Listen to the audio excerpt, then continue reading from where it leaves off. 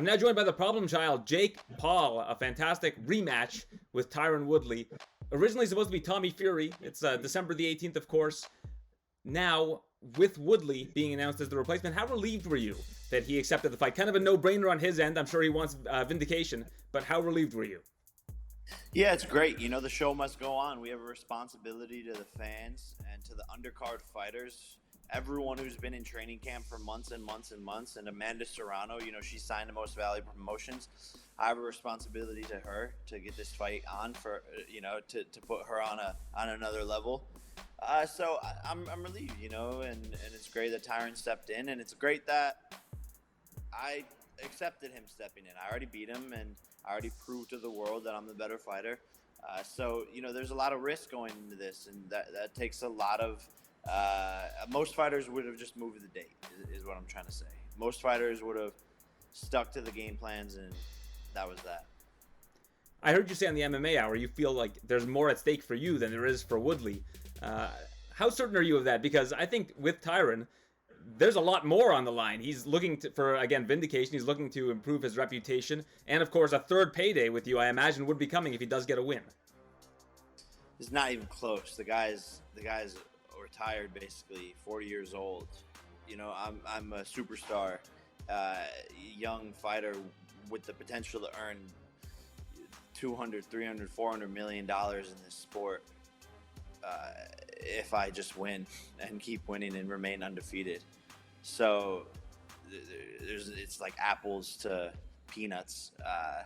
It's not even close how much is on the line for me. And, you know, he already lost, so he's already dealt with those emotions. And for him, this is really just like a payday, I guess. I don't know. All right, but again, should you lose, you're always going to be a big draw in this space. I mean, you basically have created this space of, you know, kind of boxers that have come from this influencer world. I feel like for him, he can get a third kick of the can. It's gonna mean more to him. You don't agree with this? Not at all. There's no meaning to what his story is right now. Like, what has he done for combat sports? What has he done for women's boxing?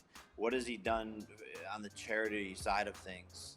You know, is he bringing new eyeballs to the sport? No, he's just another fighter.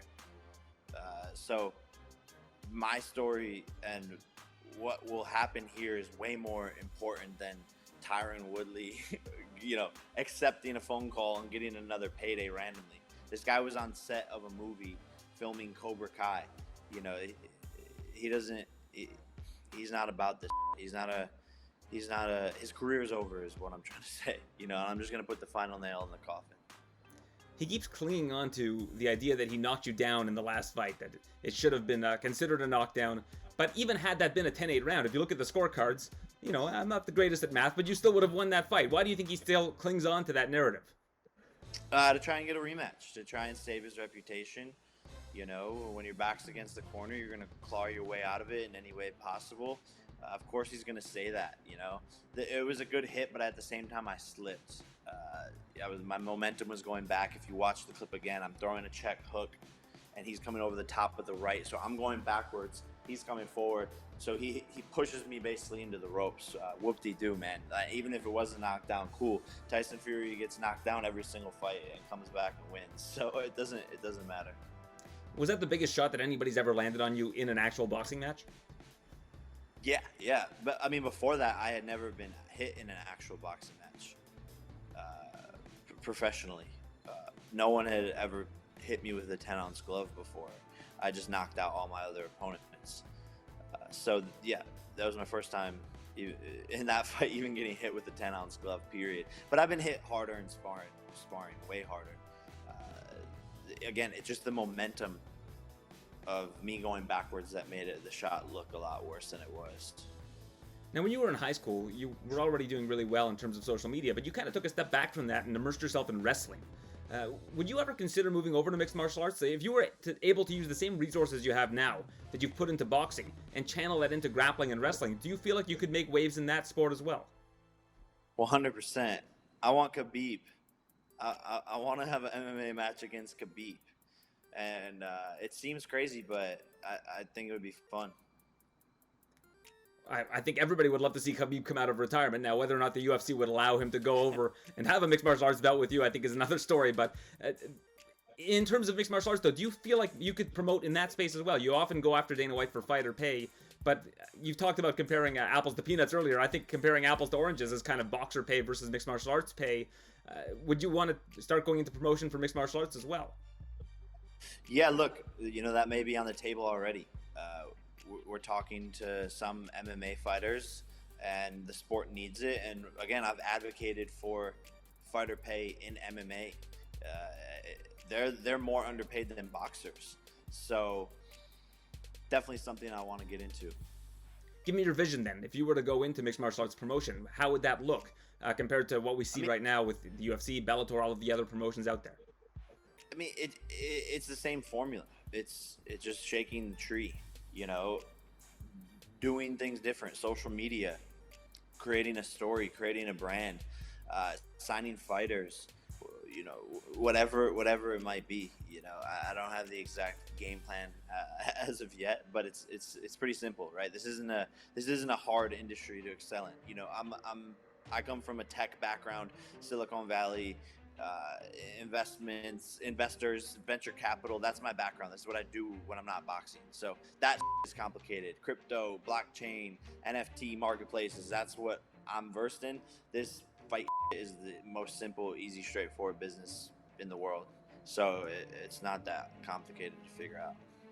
It seemed like Triller was more of a non-traditional medium before. That's who you were associated with previously. Now you moved over to Showtime. Was that more about boxing legitimacy? You talk about the Showtime boxing brand. That's a very big brand in the space. Yeah, look, I'm taking levels up with each fight, and that was a big part of it. The Triller guys are awesome. All love to them over there, but Showtime just brought that legitimacy and put me on a pedestal of being a real professional boxer, which is what I am, and that's the scrutiny is this kid actually a professional? Da da da da da. They have everything to say, but I am. Surprise! I'm here to stay. So get used to me, and I'm a real professional, and Showtime gives me that legitimacy. With Steven Espinoza believing in me, what I've done is become one of the biggest pay-per-view stars in the past 12 months. It's been very lucrative for Showtime, very lucrative for myself. Will boxing ever go back, do you think? What you've done with it has changed a lot of what boxing has become, where there's people watching boxing matches, not just because of fighters that have gone through the Olympics and gone through all of these other, things from the amateur circuit to the professional circuit. You've made matchups that people care about, not strictly because of the boxing element of it. Do you think that it'll ever go back? Back to what? Like traditional boxing, like I said, guys coming up through amateur through the Olympics. This is traditional boxing. I mean, of course you can go into the amateurs and go to the, be on the team of your country and fight 300 times like Lomachenko and build your pedigree there. But I think the formula that I'm showing is you don't necessarily need to do that. Why waste all of those years when you can get the experience in sparring, and you don't have to be 20-0 anymore to be a big money fighter. If you have the story, if you have the skill level, put yourself in there and challenge yourself. Most of these fighters aren't doing it. I'm the only fighter in the history of the sport to fight an 8-round fight in my 4th fight, and in my 5th fight, and in my 3rd fight. Everyone fights 4 rounds, 4 rounds, 4 rounds. Then they get to 10 fights. Then they fight 6 rounds, 6 rounds, 6 rounds. Then by the 15th fight, maybe they do an 8 rounder. So I'm just taking challenges and taking more risks than everybody. I think that's what people need to do, because fans are tired of seeing boring fights, boring promotions. They're tired of seeing people knock out trash cans. You know how many I could go in there and I could be 20-0 by the end of next year. I could fight every other weekend and just knock out all these bums, and people would think, "Oh, he's the best." No. I'm doing big fights right off the jump. Yeah, that certainly has been part of the broken formula from boxing, is, like you said, padded records and things of that nature. Mike Perry is a guy that you've sparred with before. He's no longer under UFC contract. It seems like he's available to do whatever he'd like to do. Is that somebody you'd like to box with? I know you guys had a little bit of beef there from your sparring session.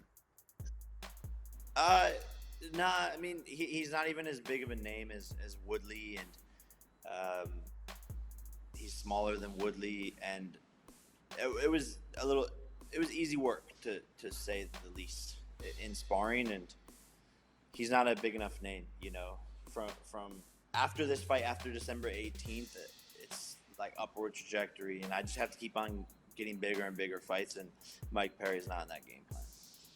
Now, you can tell me if this is hyperbole or not, but is it fair to say that boxing saved your life? I mean, you were living in the fast lane, you were doing all kinds of different things, getting publicity for so many different, some people would say for all the wrong reasons, but you use that to generate your following, and now you've got something that has really centered you. You're in Puerto Rico, you're doing this, training full time, and making this your life. Has it basically saved your life from going in the wrong direction?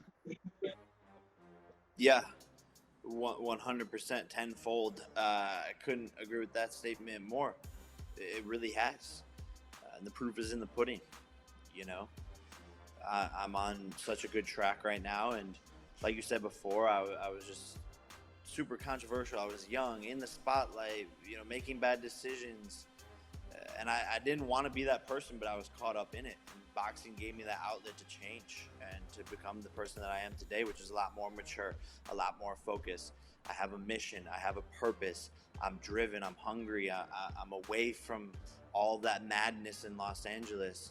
I have the right people around me who want to see the best for me, and all because of boxing. So it saved my life in more ways than one. All right, Jake, thank you for this. It's this Saturday, December the 18th, yourself, Tyron Woodley, the rematch. Looking forward to that, and looking forward to speaking with you once more again in the future. Thank you, sir. Fight.tv. See y'all there.